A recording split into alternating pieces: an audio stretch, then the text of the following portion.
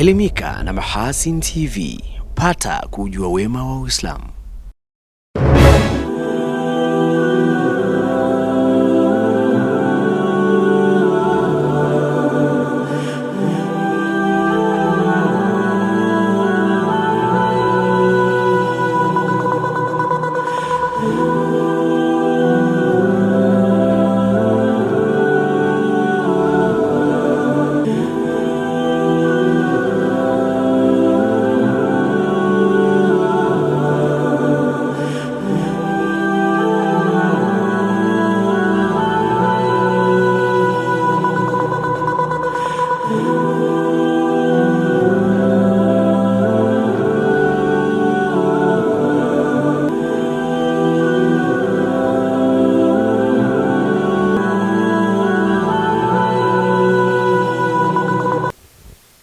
Assalamu alaikum wa rahmatullahi wa barakatuh. Haligani mtazamaji wa Mahasin TV popote pale ulipo. Ni siku nyingine tena tunakutana katika kapu la habari. Mimi Hilali Sefu Yami nitakusomea habari za kitaifa. Na katika habari za kimataifa utakuwa naye Zuberi Mgaya. Awali ya yote tunaangazia muhtasari wake. Wananchi walioathiriwa na mafuriko mkoani Katavi waendelea kufikishiwa misaada mbalimbali. Serikali ya Mapinduzi Zanzibar kuendelea kusimamia matibabu ya kijana Abdallah Bakari. Na katika habari za kimataifa, mafuriko na maporomoko ya ardhi nchini Afghanistan yasababisha vifo vya watu 17 huku watu wengine 26 wakijeruhiwa.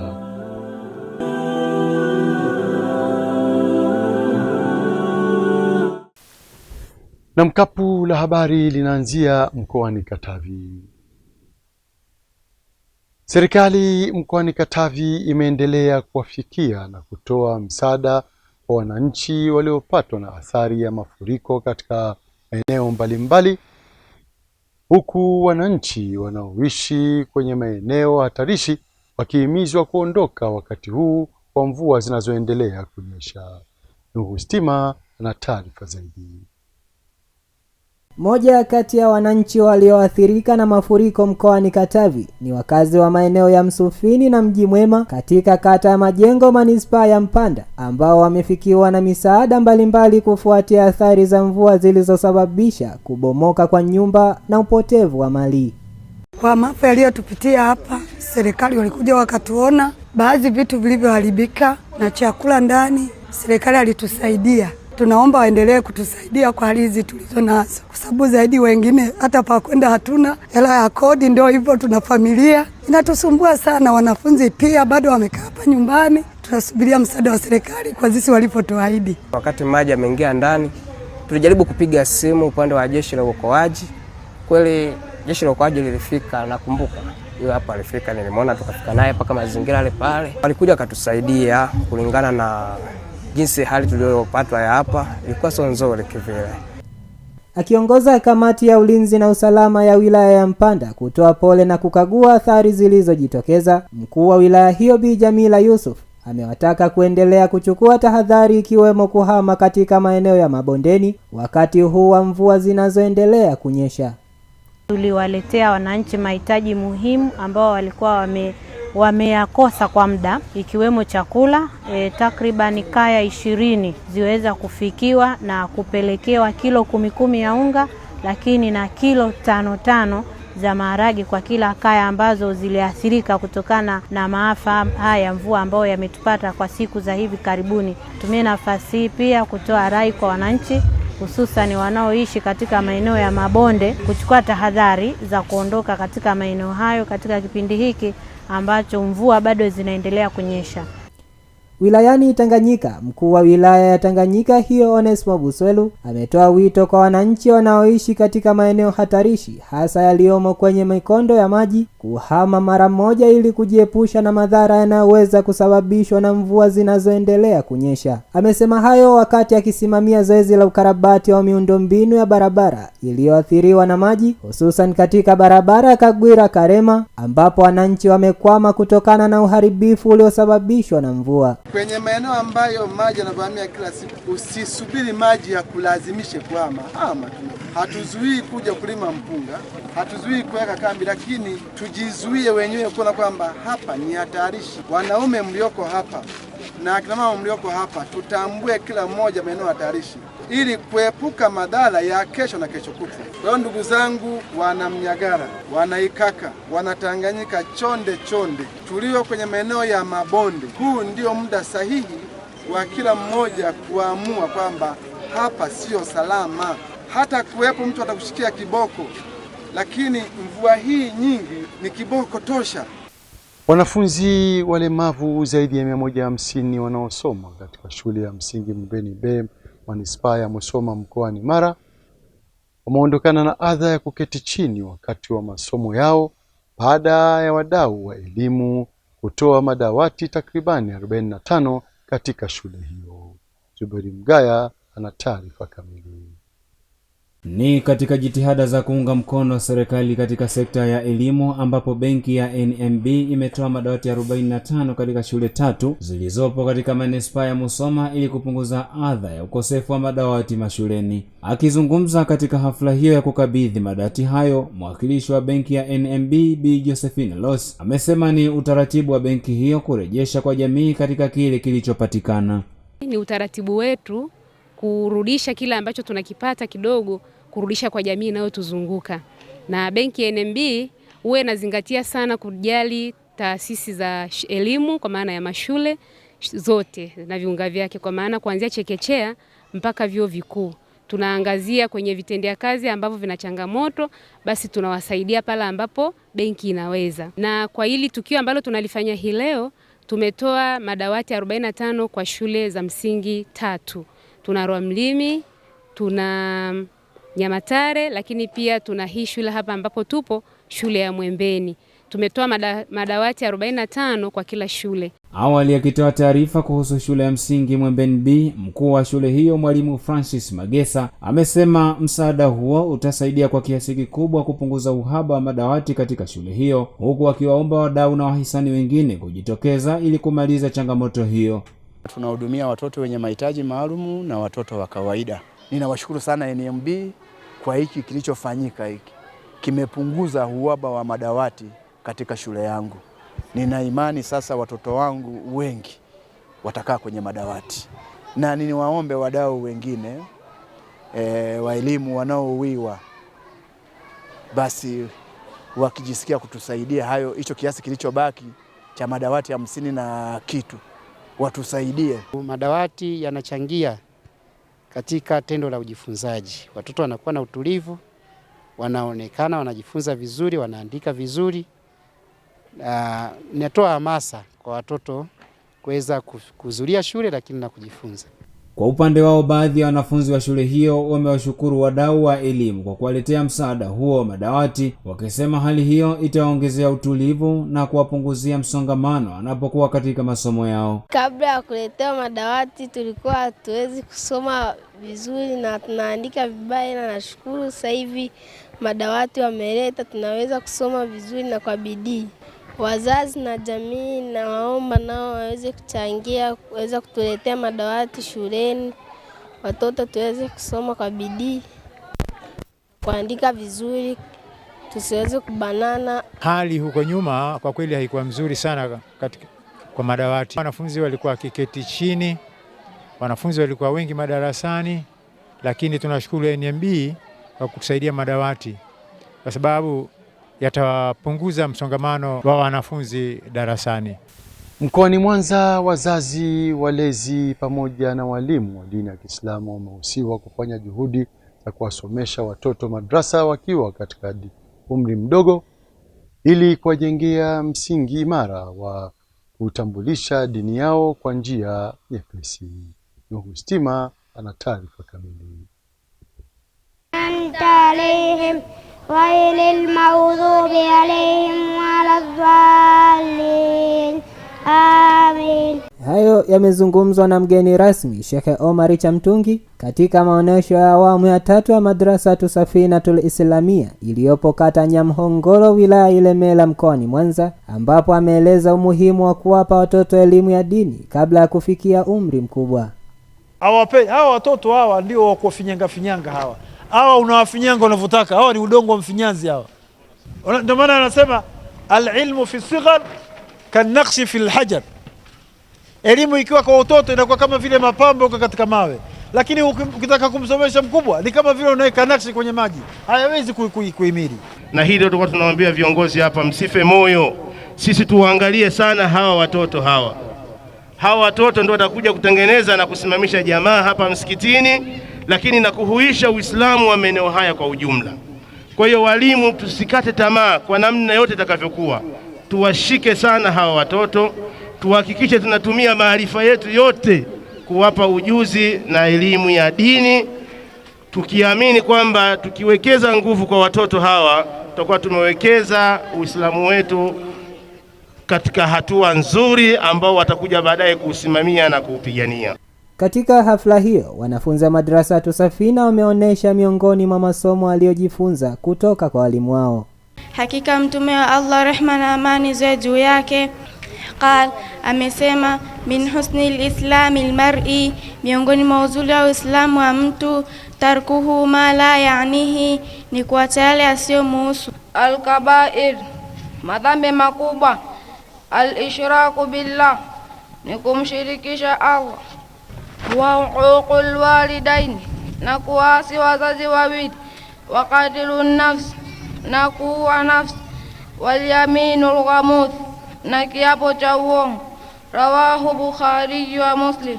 Kuingia msikitini, Allahumma aftahli abwaba rahmatik, dua kutoka msikitini. Allahumma inni as'aluka min fadhlika.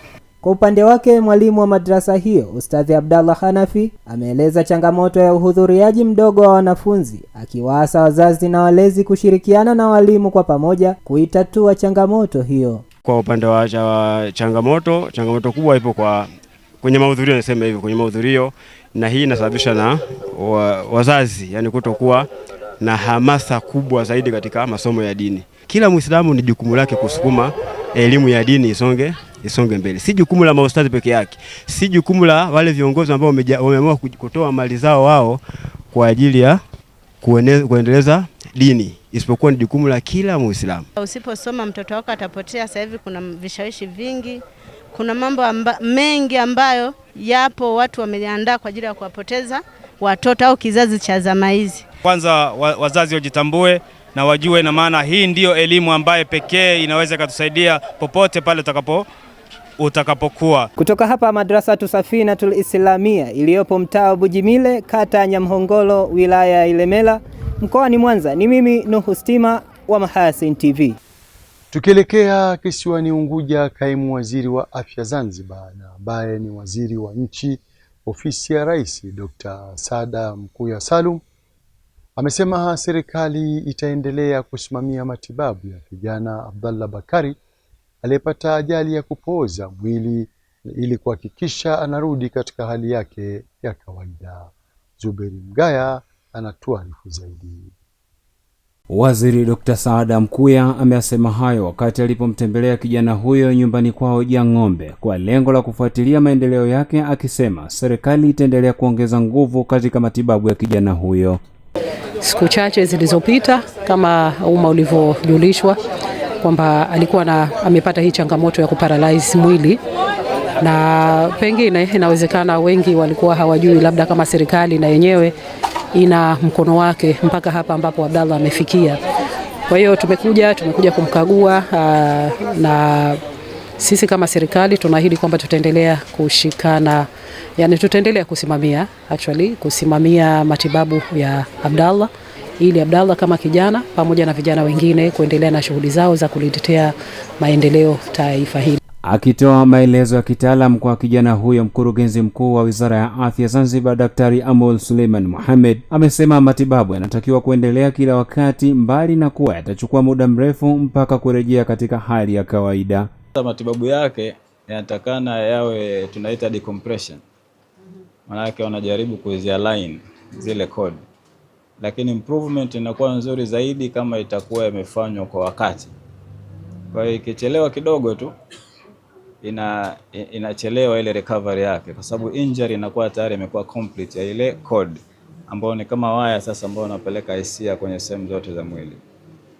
Kwa hiyo ikichelewa, wanachokifanya ni kujaribu tu kurudisha ile baadhi ya hisia na zile power.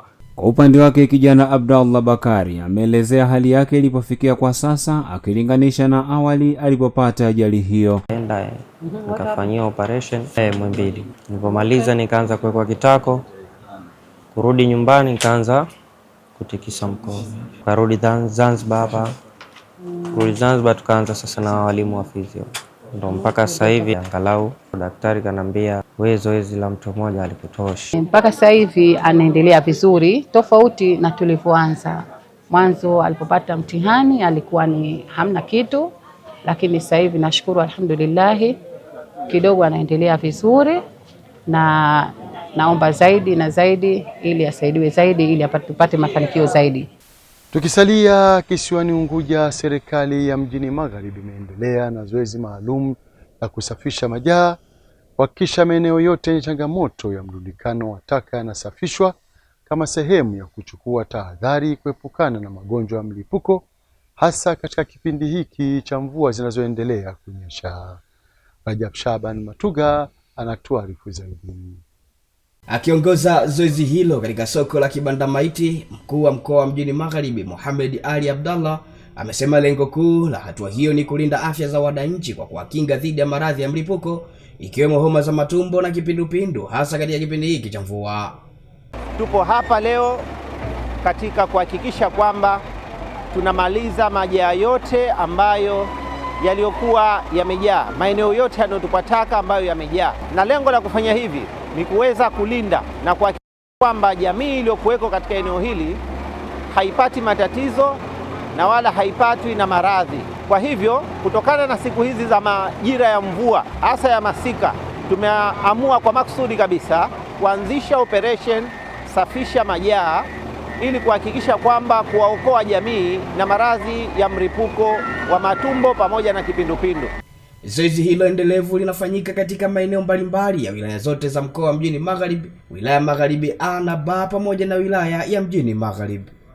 Hivi sasa ni jaa la 4 hili ambalo tupo, lakini natoa wito kwa wananchi kwamba usafi ni tabia. Kwa hivyo sisi tuweze kujitahidi kwamba tunakuwa wasafi na tunaweka maeneo yetu katika hali ya usalama. Kwani tumeona mambo mbalimbali. Kuna wengine kontena la taka linawekwa lakini hawatupi katika lile eneo husika. Lakini wengine wanafanya biashara katika maeneo yaliyokuwa sio salama, ambapo tabia hii sio nzuri. Na kila tukiwakataza kwamba wanakuwa hawasikii, lakini sasa tumeamua kuwachukulia hatua kali za kinidhamu pamoja na za kisheria. Kwa upande wake mkurugenzi wa baraza la manispaa mjini Hasna Atai Masud amesema licha changamoto ya wananchi kutupa taka hovyo, lakini manispaa imejipanga kuhakikisha inakabiliana na hali hiyo ili kufanya jiji la Zanzibar kuwa safi na salama. Jamii inatakiwa itusaidie kwenye hili, kwa sababu sisi baraza la manispaa kweli tuna jukumu la kuchukua hizi taka, lakini na wao wazitupe katika mwenendo uliokuwa mzuri, kwa sababu mtu anakuja kikapu na kikuta kitupu hakina taka, lakini unakuta taka zimetupwa chini. Tunajitahidi kutoa elimu hii, lakini nao wananchi wanakuwa kidogo wakaidi au labda wanakuwa wagumu kutekeleza agizo hili. Lakini mimi wito wangu wajitahidi, na hasa kipindi hiki cha mvua tunakoelekea, maradhi ni mengi, kwa hiyo tuweke mazingira safi. Kiukweli tumefurahi sana kuondosha kwa ile jaa, tumefurahi sana na tunashukuru sana manispaa kwa kutondoshea, kwa sababu ilikuwa hii ni adha sana. Kwanza ilikuwa wafanya biashara hawaji kwa sababu ya jaa hili, lakini sasa itakuwa kidogo afadhali, mazingira mwenyewe unayaona hapo kidogo. Kwa hiyo ni jambo zuri sana, tunashukuru sana manispaa. Na mkuu wa wilaya ya Kigoma Dr. Rashid Chuachua amezielekeza mamlaka zinazosimamia usafi wa mazingira katika manispaa ya Kigoma Ujiji kuchukua hatua kali dhidi ya wale wote wasiotekeleza jukumu la kufanya usafi katika maeneo yao ya makazi au biashara zao. Taarifa yake Emmanuel Matinde inasomwa naye Rajab Shaban Matuga. Dr. Chuachua ametoa maelekezo hayo mwishoni mwa juma wakati alipowaongoza wafanyabiashara katika soko la Masanga kufanya usafi ndani ya soko hilo kama sehemu ya kuwakumbusha wafanyabiashara hao na wananchi wote kwa ujumla wajibu wa umuhimu wa kufanya usafi wa mazingira katika maeneo yao. Amesema swala la usafi wa mazingira ni la lazima hususan katika maeneo ya huduma za kijamii, akisisitiza kuwa atakayebainika kupuuza swala hilo atakumbana na adhabu stahiki. Tunaendelea kuhimiza zoezi hili kwa nguvu kubwa, na kimsingi mtu mzima haupaswi kubembelezwa kusafisha mazingira yako. Tumekuja kuwakumbusha kwamba sisi tunapokuja kununua bidhaa kwenye soko hili tungependa tulikute likiwa safi, na uwe ni wajibu wetu kufanya usafi. Hili ni jambo la lazima na kila mtu lazima alitii. Ninaelewa kwamba jana hapa mlitangaziwa kufanya usafi, lakini kuna ambao hawajafika kufanya usafi. Naelekeza mamlaka ya usafi pamoja na mtendaji wa kata katika eneo hili, piga faini wale wote ambao hawajafanya usafi leo. Naiki Masudi, katibu wa uzadagaa katika soko la Masanga, na makamu mwenyekiti wa soko hilo Joram Kinyuko wameshauri serikali kuboresha miundombinu ya soko hilo kama hatua mojawapo ya kudumisha usafi wa mazingira ndani ya soko hilo. Kuna mradi wa kujenga soko hili ambao umekwama, hatujui umekwamia wapi. Hivyo tunaomba utengenezaji wa soko hili kwa pale mradi ulipoishia uanzie hapo na uendelee kama ilivyopangwa. Sasa sisi ombi letu mkuu, ila tunaomba mitaro katika soko hili ifanyike, kwa sababu chafu mwingi unatoka juu milimani unakuja mpaka hapa, kwa sababu unakuja na maji. Kwa hiyo ndugu mkuu wa wilaya, kwa ombi hili tunakuomba sana sana sana, tunaomba mitaro ndani ya soko hili ifanyike. Huo uchafu hauletwi na mitaro. Uchafu huo unaletwa na watu wenye tabia ya kutupa taka na bila kusafisha katika mazingira hayo ambayo nyasi zinaota. Kwa hiyo mimi nasisitiza, pamoja na hilo mkurugenzi yuko hapa, afisa mazingira yuko hapa, hilo la kuhakikisha kwamba miundombinu ya maji inafanywa kazi ni muhimu, lakini usafi ni muhimu zaidi kuliko vitu vyote. Na kwa taarifa hiyo kutoka mkoani Kigoma ndo kunahitimisha kapu la habari kwa habari za kitaifa. Tupate mapumziko mafupi na kisha tutarejea hapa kuangazia habari za kimataifa. Hii ni Mahasin TV, pata kujua wema wa Uislamu. Mahasin TV, channel namba 455 katika kingamuzi cha Azam.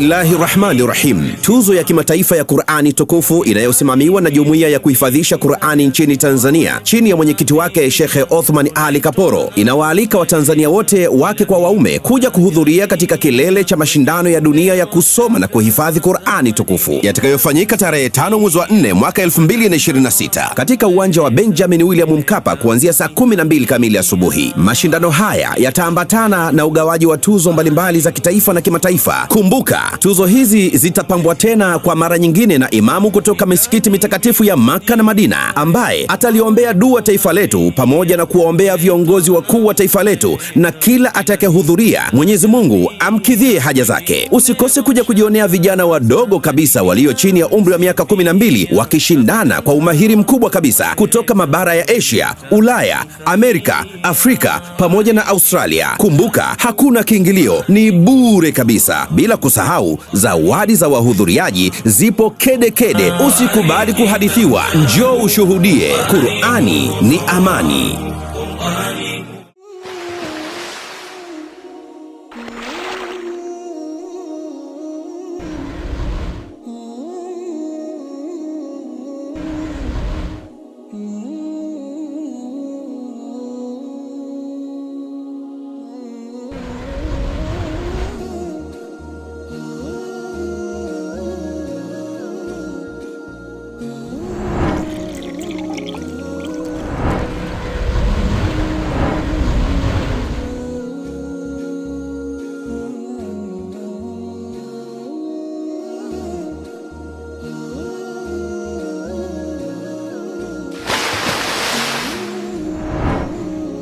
Kunywa maji safi na salama ya uhai. Bidhaa bora ya Bakhresa.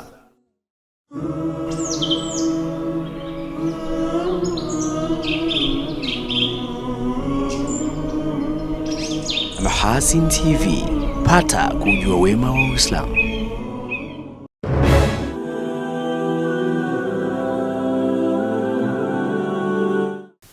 Shukran za dhati mtazamaji wa Mahasin TV kwa kuendelea kuwa nasi, na sasa ni wasaa kuziangazia habari za kimataifa kama zilivyoandaliwa naye Zuberi Mgaya. Mtazamaji wa Mahasin TV, karibu kwa upande wa habari za kimataifa. Mahakama ya Katiba ya Jamhuri ya Kongo imethibitisha ushindi wa Rais Denis Sassou Nguesso katika uchaguzi uliofanyika mwezi huu, akipata muhula wa 5 kwa zaidi ya 94% ya kura. Rais wa mahakama hiyo Augustin Iloke alitangaza uamuzi huo baada ya kukata rufaa ya mgombea wa upinzani Alfred Mafula aliyekuwa akipinga matokeo ya uchaguzi. Matokeo ya awali yalitolewa Machi 17 yalionyesha tayari kuwa kiongozi huyo mwenye umri wa miaka 82 alikuwa anaongoza kwa mbali dhidi ya wagombea 6. Vyama vikuu vya upinzani vilisusia uchaguzi huo vikidai kuwa haukuwa wa haki, huku Rais Sassou Nguesso akiwa mgombea pekee aliyefanya kampeni kote nchini. Kiongozi huyo ni miongoni mwa marais waliodumu madarakani kwa muda mrefu barani Afrika. Hata hivyo, Congo Brazzaville inakabiliwa na changamoto kubwa za kiuchumi, zikiwemo deni kubwa, ukosefu wa ajira kwa vijana na umaskini uliokithiri. Naweka nukta kwa taarifa hiyo mtazamaji. Kwingineko nchini Afghanistan, mvua kubwa, mafuriko na maporomoko ya ardhi nchini Afghanistan yamesababisha vifo vya watu 17 huku wengine 26 wamejeruhiwa kwenye maafa hayo yaliyotokea siku ya Jumapili Machi 29 ya mwaka huu 2026. Kwa mujibu wa mamlaka, majimbo 13 miongoni mwa 34 nchi hiyo yameathirika, hasa maeneo ya magharibi, kati na kaskazini magharibi mwa Afghanistan. Zaidi ya nyumba 140 zimeharibiwa, kilomita zipatazo 80 za barabara zimesombwa na maji, huku mashamba na mifumo ya umwagiliaji pia vikiharibiwa. Zaidi ya kaya 500 zimeathirika, ambapo mamlaka za nchi hiyo zimesema idadi ya vifo inaweza kuongezeka, huku tathmini ikiendelea na mvua zaidi inatarajiwa katika siku zijazo. Raia wametakiwa kuondoka kutoka kwenye maeneo ya mito yaliyo hatarini kukumbwa na mafuriko katika wakati ambao Afghanistan inaendelea kukabiliwa na majanga ya hali mbaya ya hewa yanayochangiwa na mabadiliko ya tabia nchi. Tukitamatisha kwa upande wa habari za kimataifa, huko nchini Marekani, mamilioni ya Wamarekani wameandamana katika miji zaidi ya 50 kote nchini humo mwishoni mwa juma kupinga uvamizi wa pamoja wa Marekani na Israel dhidi ya Iran, wakati mzozo huo ukiingia mwezi wake wa pili. Waandamanaji kutoka pwani walitoa wito wa kusitishwa mara moja kwa vita dhidi ya Iran vilivyoanza mnamo tarehe 28 ya mwezi Februari mwaka huu 2026. Katika eneo la Manhattan, New York City, maelfu walikusanyika katika uwanja wa Union Square kulaani vita dhidi ya Iran. Kauli mbiu kuu ya maandamano hayo ilikuwa No Kings, hakuna wafalme, ikimaanisha kuwa Wamarekani walio wengi sasa wanaamini kuwa Rais Donald Trump anatawala Marekani kwa mtindo wa kidikteta, kama mfalme mwenye mamlaka kamili bila kuzingatia sheria na taasisi nyingine za nchi, hasa baada ya kuanzisha vita dhidi ya Iran bila idhini ya bunge la Marekani, Congress. Kauli mbiu nyingine zilijumuisha tishio kubwa zaidi duniani leo ni Donald Trump, na Marekani na Trump anasema vita zaidi, sisi tunasema hapana tena. Waandamanaji walibeba mabango yanayosomeka iacheni Iran, hatutaki vita Mashariki ya Kati, na fedha zitumike kukidhi mahitaji ya wananchi, sio vita dhidi ya Iran. Na huo ndio mwisho wa habari za kimataifa kutoka hapa Mahasin TV. Mimi jina langu ni Zuberi Mgaya. Shukran Zuberi Mgaya kwa habari za kimataifa. Na kabla hatujahitimisha kapu letu la habari, tujikumbushe miongoni mwa habari tulizokuwa nazo hii leo. Wananchi walioathiriwa na mafuriko mkoani Katavi waendelea kufikishiwa misaada mbalimbali. Serikali ya Mapinduzi Zanzibar kuendelea kusimamia matibabu ya kijana Abdallah Bakari. Na katika habari za kimataifa, mafuriko na maporomoko ya ardhi nchini Afghanistan yasababisha vifo vya watu 17 huku watu wengine 26 wakijeruhiwa. Na kufikia hapo ndo tunahitimisha kapu la habari. Inshallah pata majali wake Maulana.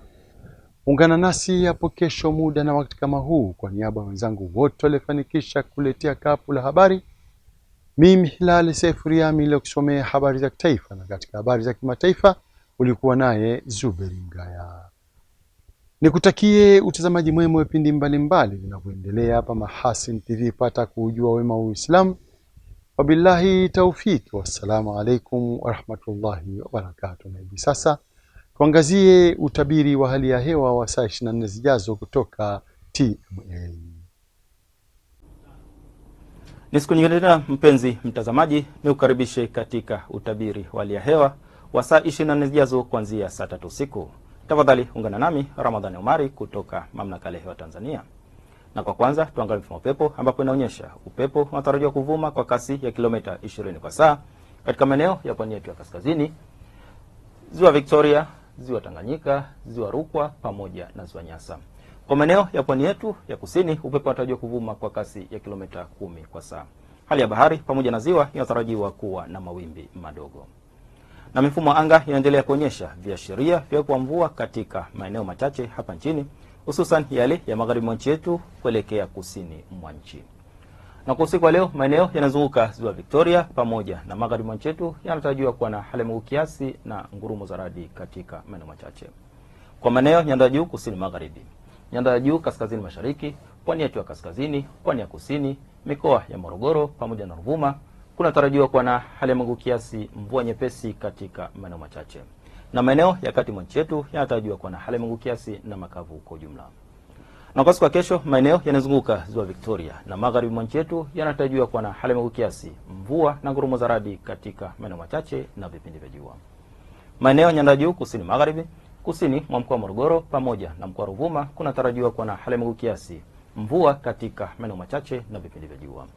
Maeneo nyanda juu kaskazini mashariki, pwani yetu ya kaskazini, pwani ya kusini pamoja na kaskazini mwa mkoa wa Morogoro kunatarajiwa kuwa na hali ya mawingu kiasi, mvua nyepesi katika maeneo machache na vipindi vya jua. Na maeneo ya kati mwa nchi yetu yanatarajiwa kuwa na hali ya mawingu kiasi na vipindi vya jua. Na sasa tupate utabiri wa siku zijazo kwa baadhi ya maeneo hapa nchini. Kwa mkoa wa Dar es Salaam tunatarajia hali ya mawingu kiasi, mvua na ngurumo katika maeneo machache. Na mkoa wa Dodoma tunatarajia hali ya mawingu kiasi na vipindi vya jua. Kwa mkoa wa Mwanza tunatarajia hali ya mawingu kiasi, mvua na ngurumo katika maeneo machache. Kwa mkoa wa Mbeya pia tunatarajia hali ya mawingu kiasi, mvua katika maeneo machache na ngurumo.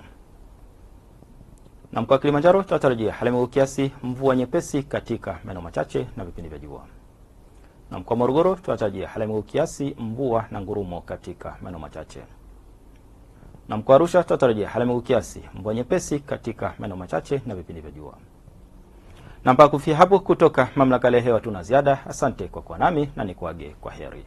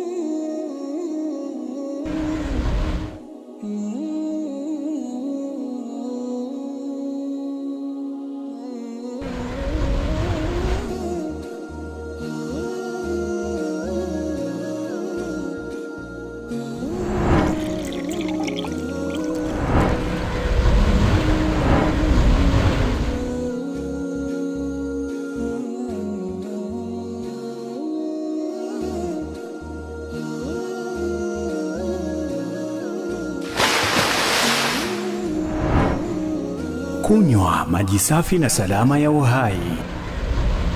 Bidhaa bora ya Bakhresa. Qur'ani kitabu changu, Qur'ani mwongozo wangu. Bismillahirrahmanirrahim. Tuzo ya kimataifa ya Qur'ani tukufu inayosimamiwa na Jumuiya ya kuhifadhisha Qur'ani nchini Tanzania chini ya mwenyekiti wake Sheikh Othman Ali Kaporo inawaalika Watanzania wote wake kwa waume kuja kuhudhuria katika kilele cha mashindano ya dunia ya kusoma na kuhifadhi Qur'ani tukufu yatakayofanyika tarehe 5 mwezi wa 4 mwaka 2026 katika uwanja wa Benjamin William Mkapa kuanzia saa 12 kamili asubuhi. Mashindano haya yataambatana na ugawaji wa tuzo mbalimbali za kitaifa na kimataifa. Kumbuka, tuzo hizi zitapambwa tena kwa mara nyingine na imamu kutoka misikiti mitakatifu ya Makka na Madina ambaye ataliombea dua taifa letu pamoja na kuwaombea viongozi wakuu wa taifa letu na kila atakayehudhuria Mwenyezi Mungu amkidhie haja zake. Usikose kuja kujionea vijana wadogo kabisa walio chini ya umri wa miaka 12 wakishindana kwa umahiri mkubwa kabisa kutoka mabara ya Asia, Ulaya, Amerika, Afrika pamoja na Australia. Kumbuka, hakuna kiingilio, ni bure kabisa. Bila kusahau zawadi za wahudhuriaji zipo kede kede. Usikubali kuhadithiwa, njoo ushuhudie. Qur'ani ni amani.